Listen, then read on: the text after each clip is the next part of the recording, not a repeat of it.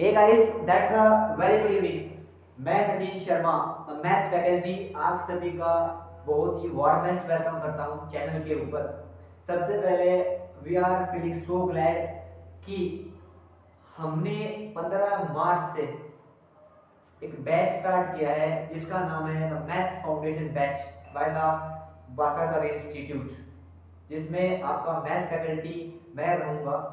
और इस बैच के अंदर हम बता दें आपको 6th क्लास से लेकर 10th क्लास तक ये बैच रहेगा।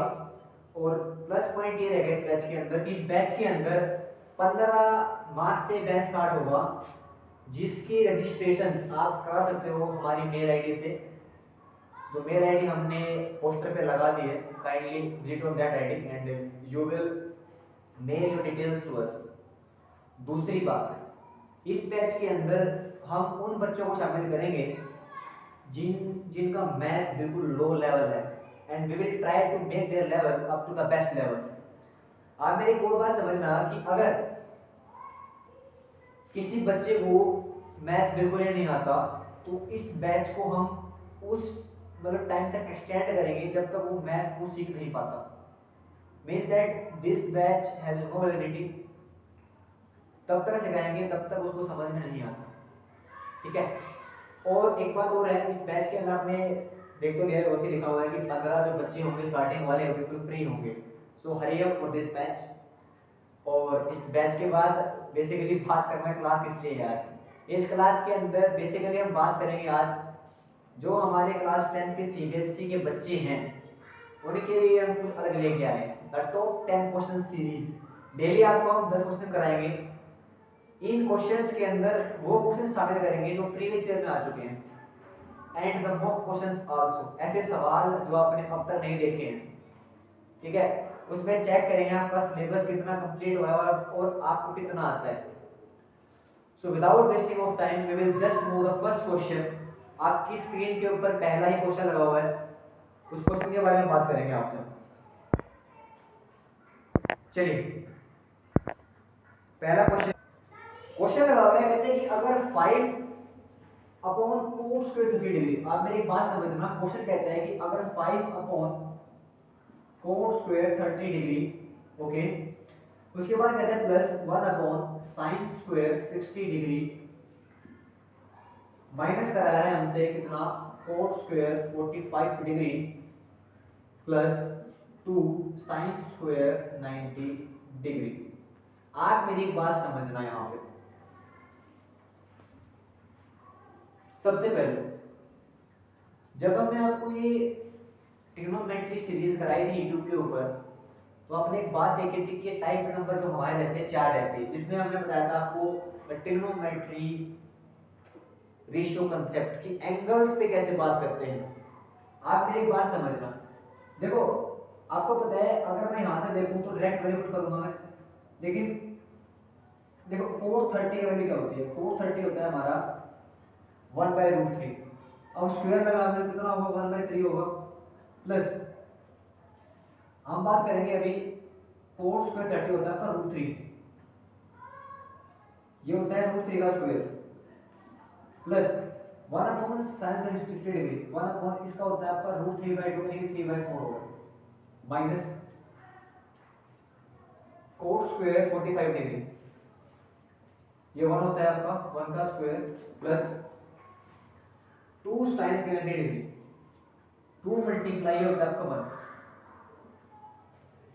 अभी हम डायरेक्ट वैल्यूज ही पुट कर रहे हैं और इन वैल्यूज के अंदर हम यहाँ पे सीधा करेंगे इसको 5 अपॉन इसका होता है 3, प्लस अगर मैं इस 1 बाय करूं इसका मतलब है 4/3 माइनस 1 प्लस 2।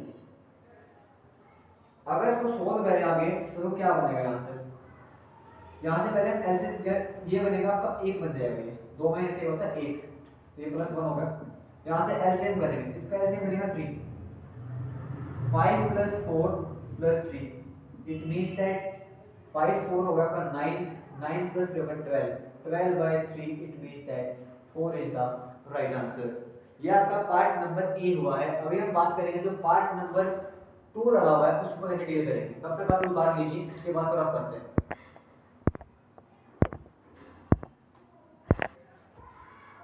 ओके, उम्मीद करते हैं आपने क्वेश्चन उतार लिया हो। अभी हम बात करेंगे क्वेश्चन के सेकंड पार्ट के ऊपर।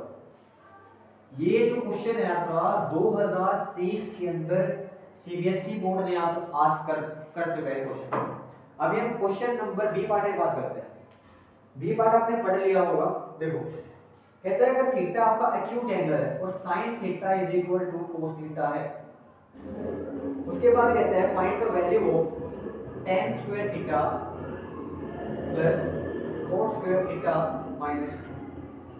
आपसे बस ये पूछा गया है, उसने हमसे बोला है कि if sin theta is equal to cos theta और थीटा जो है आपका वो एक एक्यूट एंगल है।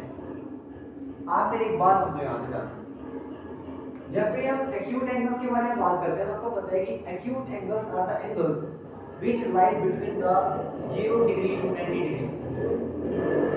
अगर यहां पे sin theta is equal to cos theta है तो आप मेरी बात समझना, कभी भी अगर ऐसा पॉसिबल है कि sin theta is equal to cos theta होता है, अगर मैं बोथ साइड उससे डिवाइड करूं तो क्या होगा, sin theta upon cos theta is equal to cos theta upon cos theta. आप बोलोगे सर ये cos कैंसिल हो जाएगा, it means that sin upon cos होता है tan थीटा, ये आपका 1 होगा। आप एक बात समझना, tan थीटा की जो वैल्यू होती है वो क्या होती है, 1 यूनिट 45 डिग्री में। It means that this is equal to tan 45 degree.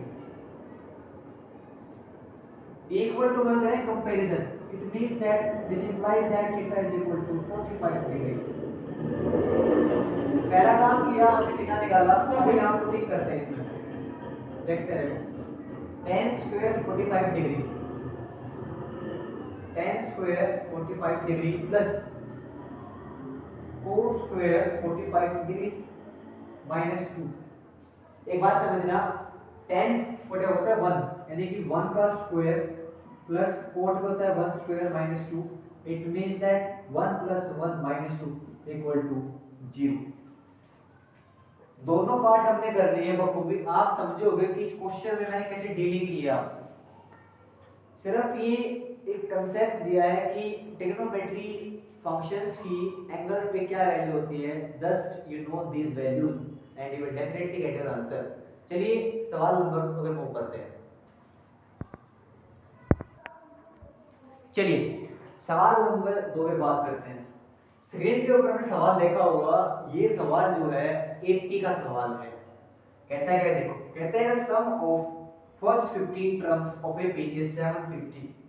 किसी एपी की जो हमारी पहली 15 टर्म है, यानी कि जो हमारी S15 है वो कितना है 750। चलिए कोई बात नहीं। उसके बाद कहता है इट्स फर्स्ट टर्म इज 15, इसकी जो पहली टर्म कितनी है 15 है। उसने पूछा है कि भाई इसकी 28 टर्म क्या हो, 820 क्या हो। बहुत ही बेहतरीन कंसेप्ट है। उसके बाद एक क्वेश्चन 4 में भी है, उसके बारे में हम बात करेंगे। पहले ही देखते हैं एक बार, क्वेश्चन सीबीएसई बोर्ड का है 2023 का। चलिए आप मेरी बात समझना, देखो आपने पढ़ा था कि Sn क्या होता है। मैं एक बार लिखता हूं फॉर्मूला Sn का। Sn is equal to n/2 into twice of a plus n-1 into d। यही फॉर्मूला एक और होता है जब हमें लास्ट टर्म गिवन होती है, वो होता है हमारे पास n/2 multiply a plus l। l क्या है यहाँ पे लास्ट टर्म होती है हमारी। इसी फॉर्मूला का यूज करेंगे। उसने बोला कि n जो है 15 तो होगा, जो हमारा n होगा वो 15 होगा, तो हम सीधा n करेंगे पुट s15 बराबर 15/2 इनटू ट्वाइस ऑफ a। उसने बोला पहले टर्म 15 है यानी कि ट्वाइस ऑफ 15 प्लस n की वैल्यू 15 यानी कि 15 माइनस है होगा 14d। एक मेरी बात समझना, जो हमारा s15 है कितना गिवन है 750। 15 से काटते हैं, 15 5 जा 50 हो जाएगा, तो यहाँ पे डिवाइड में है वहां जाएगा इनटू में 100 इज इक्वल टू 15 होता है 30 प्लस 40 इनटू d। अब 30 को ले जाएंगे कितना 70 बनेगा, 70 is equal to 14 of d। यहां से d निकाल दें, देखो d इज इक्वल टू आएगा 70 upon 40, 14 5 plus 70। It means that d is equal to 5। एक मेरी बात समझ में, डी आया है, यहां से मैं निकालना है 820। आपको पता है किसी भी एपी के अंदर अगर हम कोई टर्म निकालते हैं ए बी, तो क्या होता है a प्लस 19d, ठीक है। 820 इज इक्वल टू ए की वैल्यू कितनी है 15, 15 जब हमें 19 गुणा में डी यानी कि 19 इंटू 5 कितना होगा, ये होगा हमारा 15 प्लस में 95 यानी कि कितना होगा 15 95 बनेगा अपना 105 और 5 110, जो हमारी 820 कितनी होगी 110 होगी। ये तो हमारा पहला पार्ट हुआ कि हमने 820 निकाल दिया है। इसमें एक और पार्ट है, आप ये कर लीजिए, तब तक हम उसके बाद उस पार्ट पे बात करते हैं। चलिए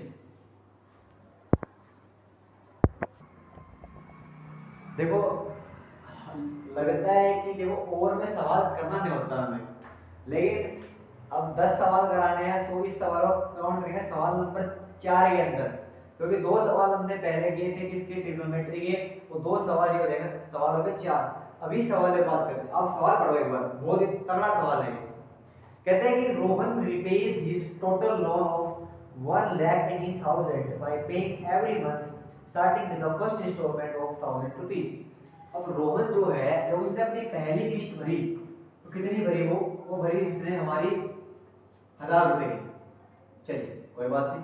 उसके बाद कहते हैं if he increases the instalment by 100 every month, वो कहते हैं हर महीने क्या करता है ये रोहन जो है, ये 100 रुपए बढ़ा देता है किस्त में। मतलब मान लो इस महीने उसने 1000 रुपए दिए, अगले महीने कितने होंगे, अगले महीने में 1300 रुपए, अगले महीने 1200 1300 ऐसे करते हैं, ठीक है।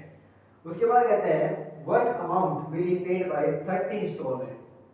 अब 30वीं इंस्टॉलमेंट कब देगा, जब उसको 30 महीने पूरे हो जाएंगे, यानी कि हमें चाहिए A30। आप मुझे एक बार बताओ, जो A30 होगा कितना होगा, वो हमारा होगा A प्लस 20 होगा, ठीक है। दिस इंप्लाइज दैट कि जो ए हमारा होगा 1000 हो गया प्लस 29 इंटू टी कितना हो गया 100, यानी कि अगर मैं 1000 के अंदर कितना जोड़ू, मैं 2900 जोड़ू तो कितना होगा, ये होगा हमारा 3900, यानी ये हमारा क्या आ गया A30 आ गया इंस्टॉलमेंट का रुपया। लेकिन हम उसने पहले पूछा हमसे what amount will be paid by 30 instalment, पहला आंसर हमारा आ चुका है, कितना देगा वो 3900 रुपीस देगा। लेकिन उसने हमसे पूछा कि what amount of loan he has he paid after 30 instalment, अब कि उसने अमाउंट पूछा। आप मुझे एक बात बताओ, आप किसी दुकानदार से कुछ पैसे उधार लेके आए, अब ये तो है नहीं कि आप उसको सिर्फ ब्याज ब्याज दोगे, और जो पैसे आप लेके आए वो भी साथ देने पड़ेंगे उसको। इसका मतलब हमें इसका सम देना पड़ेगा उसको, S30। S30 क्या होता है 30/2 मल्टीप्लाई बाय, अब उसको जो है सिर्फ 30 इंस्टॉलमेंट चुकाने, 30 इंस्टॉलमेंट, इसका मतलब कि 30/2 ट्वाइस ऑफ ए, ये कितना है हमारे पास 1000 रुपए, प्लस n-1 यानी कि 29 इंटू डी कितना होगा हमारे पास 100। अब सिर्फ हमें इसको काटना, मतलब इसको सोल्व करना पड़ेगा।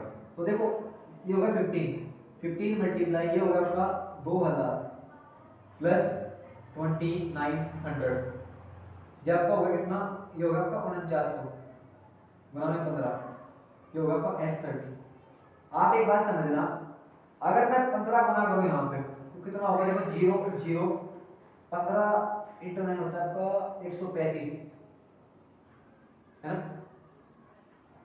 ओके 15 गुना, हाँ ठीक है, इंटू 30, और 15 तो 60 होता है, 60 होता है 73, यानी कि 73,500 रुपीज को देने पड़ेंगे किसको, 13 इंस्टॉलमेंट के सम के रूप में। इसका मतलब क्या होता है, देखो मैं आपको ये चीज सिखाता हूँ आज। जब भी आप बैंक के अंदर किस्त बनवाते हो ना, आपको बोलते हैं कि भाई आपको ना हर महीने इतनी किस्त पे करनी पड़ेगी। मान लीजिए आपने कोई आईफोन वगैरह ले लिया, अब आईफोन ये तो है नहीं कि सभी अमीर होते हैं, तो वो क्या करते हैं किस्तों पे पैसे दिलवा देते हैं। इस क्वेश्चन के अंदर आपसे वही फॉर्मेट पूछा गया है, लेकिन इसने थोड़ा सवाल बदल दिया। अब देखो मान लो आपकी किस्त बनेगी 400 रुपए की, वो बोल रहे हैं कि भाई 400 रुपए तो इस महीने के हैं, हर महीने क्या होगा 100 रुपए करने पड़ेंगे, मतलब अगले महीने कितने पड़ेंगे 500 रुपए, अगले 600 रुपए, 700 रुपए, 800 रुपए, ऐसे करने पड़ेंगे आपको, 900 रुपए, 1000 रुपए, ऐसे करता करता वो 30 में पहुंच गया। उसने बोला कि भाई 30वीं इंस्टॉलमेंट में आपने 30वीं इंस्टॉलमेंट जो है वो कितनी दी थी, वो दी थी आपने 3900 रुपए की। उसने पूछा इन सब का जोड़ क्या होगा, ये हमसे पूछा गया है तो कितना होगा 73,500 रुपए क्या होगा इसका सम होगा इंस्टॉलमेंट का। उम्मीद करते हैं आपको ये सवाल समझ में आया होगा। ठीक है, चलिए सवाल नंबर 5 के ऊपर चलिए। क्वेश्चन नंबर 5 आ गया आपका। स्क्रीन के ऊपर सवाल देखिए कहता है क्या, find the sum and product of the roots of equation. उसने हमसे बोला कि भाई इक्वेशन है 2x² minus 9 plus 4 is equal to 0। बहुत ही सरल सवाल है, कहता है find the sum and product of its roots.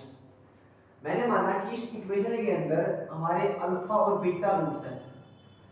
Late us suppose that alpha and beta are the roots of the given equation. आप मेरी बात समझना, उसने हमसे बोला कि भाई एक तो चाहिए अल्फा प्लस बीटा, एक मुझे चाहिए अल्फा इंटू बीटा, ये चाहिए उसको। आपने एक चीज पढ़ी होगी किसी भी क्वाड्रेटिक इक्वेशन के अंदर सम ऑफ रूट्स क्या होता है, ये होता है माइनस बी अपॉन ए, और जो हमारा इनटू होता है वो क्या होता है हमारा, वो होता है सी अपॉन ए। किसी भी इक्वेशन की जो ऐसी फॉर्मेट में होती है means ax² plus bx plus c is equal to 0। बताया था कंपेयरिंग करनी पड़ती है, इसको कंपेयर करेंगे इससे, यहां से निकालेंगे a इज इक्वल टू 2 आ जाएगा, b इज इक्वल टू होगा -9 and c is equal to 4। सीधा वैल्यू पुट करेंगे। देखो यहां पे देखो एक बार माइनस बी अपॉन ए, बी कितना है -9, माइनस ऑफ -9 अपॉन ए, ये कितना है 2, और c अपॉन ए क्या होगा 4 upon A 2। It means that जो हमारा अल्फा प्लस बीटा होगा वो कितना होगा आपका, वो हो जाएगा 9 अपॉन 2, और जो आपका अल्फा इंटू बीटा होगा वो कितना होगा 2। Right answer. अभी सवाल नंबर वो दो में मूव करते हैं, चलिए इसके बी पार्ट में मूव करते हैं। सवाल कहते हैं फाइंड द डिस्क्रिमिनेंट। मेरे एक बात समझना, आपको बोला कि भाई 4x² माइनस तो 5 है 0 के इक्वल है, इसका डिस्क्रिमिनेंट क्या होगा। अगर इसका जो hence comment on the nature of roots, बहुत बड़ा सवाल दे रखे हैं। आप एक बात समझना, देखो मतलब कभी भी डी फाइंड, अगर मुझे डी निकालना है तो डी क्या होता है आपका b² माइनस 4ac होता है। सीधी वैल्यू पुटिंग करेंगे यहां से, b यहां पे 0 है। अगर मैं इसको कंपेयरिंग करूं, देखो मान लो मैं इससे इसको कंपेयर करता हूं सपोज दैट, तो यहां से अगर देखें तो a तो होगा 4, b कितना हो जाएगा 0 और c कितना हो जाएगा -5। सीधे पुटिंग करते हैं d is equal to b² यानी कि 0 का स्क्वायर माइनस 4 इंटू a होगा आपका कितना 4 इंटू -5 यानी पॉजिटिव होगा। तो d is equal to 0 plus 416, 16 पंजे होगा 80 यानी d जो है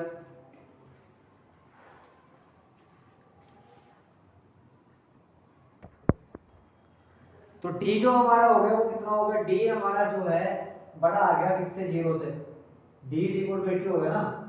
आप मुझे एक बात बताओ, जब भी d होता है 0 से बड़ा तो क्या होता था, आपके रूट्स होते थे रियल और प्लस में क्या होते थे अनइक्वल। ये तो आंसर आ गया अपना। लेकिन मैं आपको दो बातें बताता हूँ, मान लो d जो है आपका तो वो आ जाए छोटा 0 से, तो रूट्स होंगे आपके इमेजिनरी। ये आप पढ़ोगे क्लास नंबर 11 के अंदर कॉम्प्लेक्स नंबर के अंदर। दूसरी बात, अगर d आपका हो जाए 0 के इक्वल तो रूट्स होते हैं आपके इक्वल, प्लस क्या होंगे आपके जो रूट्स होंगे वो होंगे इक्वल। अगर d 0 हो गया तो रूट्स होंगे आपके इक्वल, प्लस क्या होंगे आपके रियल होंगे। इस सवाल का आंसर ये आ गया। इसको उतार लीजिए, उसके बाद मूव करते हैं पार्ट नंबर नीचे आपका पार्ट से मूव करते हैं फिर। चलिए बात करते हैं पार्ट नंबर सेकंड के ऊपर।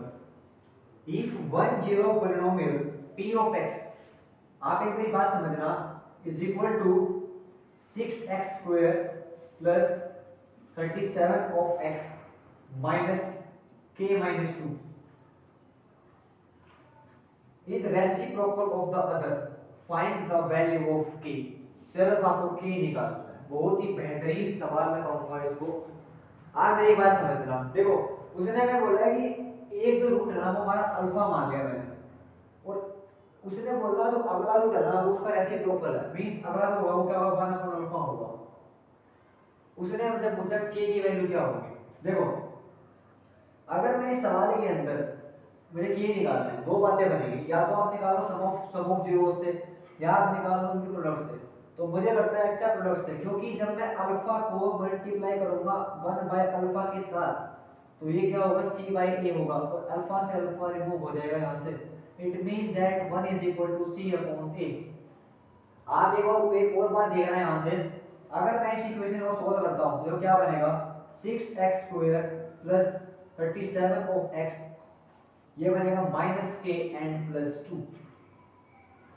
और अगर मैं यहाँ से एक और बात देखूँ तो c जो होगा ना, c हो जाएगा मेरा, ये हो जाएगा मेरा c, इसका मतलब a की वैल्यू होगी 6, b की वैल्यू होगी 37 and c is equal to minus of k minus 2। Just we put in this equation, we evaluate that. एक बात समझना, देखो 1 इज इक्वल टू होगा c अपॉन a, अब c की वैल्यू होगी माइनस ऑफ k माइनस 2, और a की वैल्यू कितनी होगी हमारे पास 6 होगी। हम क्रॉस करते हैं, देखो जब 6 की होगी 1 से मल्टीप्लाई तो इक्वल टू होगा minus of k plus 2। This implies that कि 6 is equal to 2 minus k। अगर मैं k को, अगर मैं 2 को इधर भेजता हूं कितना बनेगा, 4 बनेगा, 4 इज इक्वल टू कितना बचेगा, ये बनेगा आपका minus k, and k is equal to minus k। इतना बेहतरीन सवाल मैं कहूंगा इसको, सिर्फ इसमें मैंने जस्ट एक लॉजिक लगाया कि अगर मैं इन दोनों जीरो की मल्टीप्लाई करता हूं तो मेरा अल्फा से अल्फा रिमूव हो जाएगा। सीधा वैल्यू आई k is equal to minus of 4। चलिए वो करते हैं सवाल नंबर 7 के ऊपर। सवाल नंबर बात करते हैं 7 के ऊपर। सवाल कहते हैं कि दो नंबर्स हैं, वो मैंने मान लिए, वो दो नंबर्स है अनुपात के अंदर है, 2-3 के अनुपात में दो नंबर लिए, वे इस रेशो में है 2:3 के रेशो में है। उन्होंने बोला है कि उनका जो एलसीएम है कितना है, वो 180 है। एलसीएम जो है कितना है, 180 है। उन्होंने पूछा उनका एचसीएफ क्या होगा, बहुत ही बेहतरीन सवाल है। उनका एचसीएफ क्या होगा, सबसे पहले मेरे को नंबर्स फाइंड करने पड़ेंगे, और नंबर कौन से होंगे।